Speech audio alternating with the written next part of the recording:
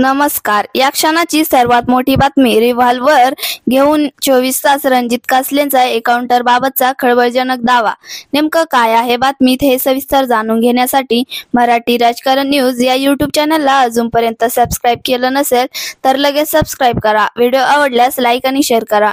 बीडमधील निलंबित पोलीस अधिकारी रणजित कासले यांनी माजी मंत्री धनंजय मुंडे यांच्या सांगण्यावरून वाल्मिक कराड यांचे बनावट एन्काउंटर करण्यासाठी आपापल्या कोट्यवधी रुपयांची ऑफर आणि त्यानंतर कायदेशीर कारवाईतून वाचवण्याचे आश्वासन देण्यात आले होते, अशा खळबळजनक दावा केला आहे.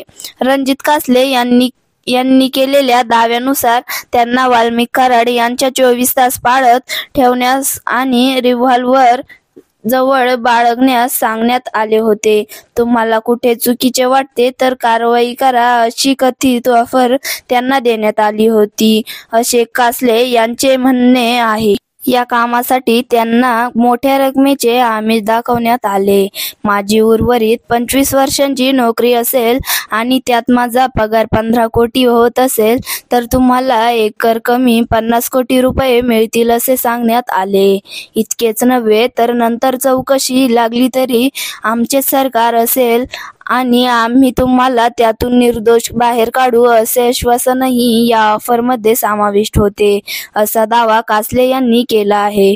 वाल्मिक कराड हा मस्साजोगचे सरपंच संतोष देशमुख यांच्या हत्या प्रकरणातील मुख्य आरोपी असून तो धनंजय मुंडे यांचा निकटवर्तीय मानला जातो.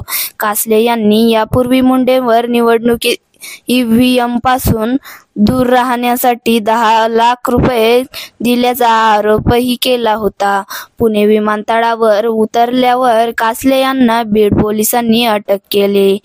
कासले यांच्या आरोपानंतर धनंजय मुंडे यांचे निवडणुकीतील प्रतिस्पर्धी राजेसाहेब देशमुख यांनी या प्रकरणाची न्यायालयीन चौकशीची मागणी केली आहे. तसेच अंजली दामानिया यांनीही मुंडे यांच्या आमदारकीला आव्हान दिले आहे. त्यामुळे कासले यांच्या या नव्या दाव्याने मुंडे यांच्या अडचणीत आणखी भर पडली आहे.